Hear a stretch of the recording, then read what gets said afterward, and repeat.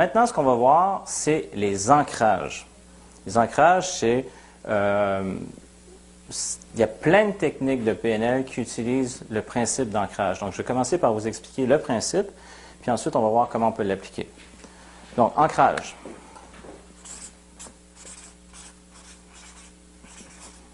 Alors, qu'est-ce que c'est que des ancrages? Des ancrages, c'est quand un stimuli amène une réponse.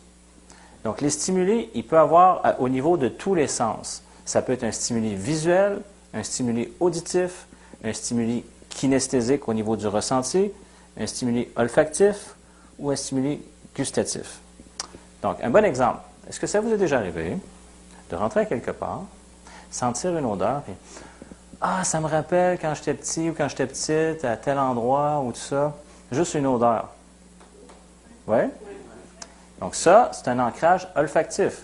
Donc la simple odeur, vous sentez ça, poum, ça vous ramène à une époque de votre vie où vous aviez senti ça. Ancrage olfactif. Ou encore, de réentendre une chanson, là vous entendez, « Hey, ça me rappelle telle époque de ma vie. » Là, vous réécoutez la chanson, puis boum, ça vous ramène à telle époque de votre vie. Ça, c'est un ancrage auditif. Un ancrage visuel, c'est très simple. Ça peut être simplement le fait, on peut prendre un exemple, de voir une photo d'un moment où vous étiez en vacances, ou un beau moment de votre vie, ou même un objet, et le simple fait de revoir ça, poum, ça vous ramène à ce moment-là, comme quand vous ressentez même l'émotion de ce moment-là. Des ancrages, il y en a des, on pourrait dire des positifs et des négatifs, donc des aidants puis des limitants. Donc souvent, c'est un phénomène que notre corps va faire automatiquement à travers différents moments de notre vie. Un exemple, c'est un gars justement, on va l'appeler Jean.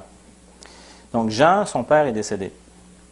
Puis quand son père est décédé, tout le monde allait voir Jean, puis donc Jean, il était là, puis c'est correct, Jean, mes sympathies, puis mes condoléances, tu vas voir, tu vas être correct. Puis, ça a été comme ça. Puis là, plusieurs gens, hey Jean, ça va être correct. Puis à un moment donné, Jean, OK, son père est mort, il fait son deuil. Puis 6 mois plus tard, il est correct. Jusqu'à temps qu'à un moment donné, il y a un ami qui fait, hey, puis Jean, comment ça va? Puis, hey, comment ça va? Puis tout ça. Puis là, dans les secondes qui suivent, pouf, il se sent vraiment déprimé. Puis il ne comprend pas pourquoi. Il n'y a pas aucune raison d'être déprimé. Mais le gars, juste en disant « Comment ça va, Jean? » il a retouché au même endroit sur lui, sur son épaule. Là, le stimuli-réponse, il y avait un ancrage, puis que ça, c'était le décès de son père. Ancrage kinesthésique. Mais ça aurait pu être, mettons que là où son père était exposé, il y avait une odeur particulière, il pourrait ressentir la même odeur, puis il aurait pu dire « Voyons, pourquoi je me sens déprimé de même? » À cause que ça a été la même odeur. Ou mettons, s'il y avait eu une musique en particulier au moment où il y avait cette charge émotionnelle forte, il réentend la même musique, poum, ça le ramène là. Donc, on traverse la vie en captant différents stimuli, et à chaque fois que l'intensité émotionnelle est forte, on crée des ancrages. Autant des positifs que des négatifs, donc autant des aidants que des limitants.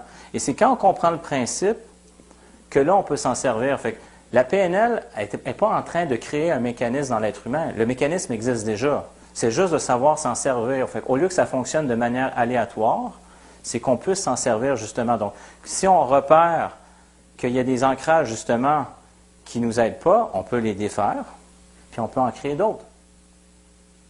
Je vous montre le principe de l'ancrage. On a vu que ce soit une image, que ce soit un son, que ce soit un ressenti, que ce soit une odeur, que ce soit même un goût, des fois même juste le fait de goûter quelque chose, ça nous ramène à une époque. Ce sont des ancrages. Alors, en termes de courbe, mettons, si par exemple je vous montrais, OK.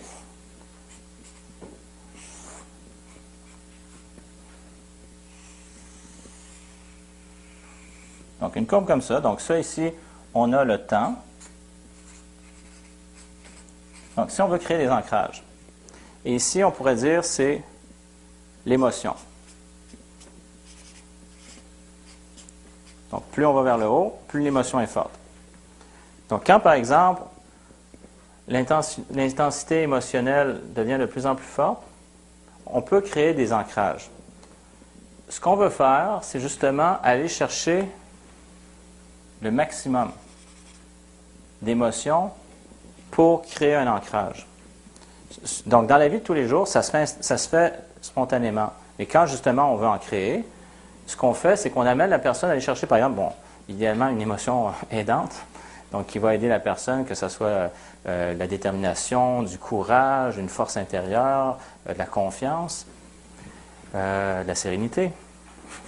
Et quand ça monte, plus c'est fort, plus c'est fort, plus c'est fort, à un moment donné, on peut déclencher l'ancrage. Donc, ce qu'on veut s'assurer de faire, on n'attendra pas que ça recommence à descendre. Donc, dans cette zone-là, là, quand on est rendu vraiment là, avant que ça redescende, c'est ici qu'on va créer l'ancrage. Donc, en PNL, généralement, la plupart du temps, ce qu'on fait, c'est des ancrages kinesthésiques quand on commence à pratiquer, mais ça peut être tous les modes.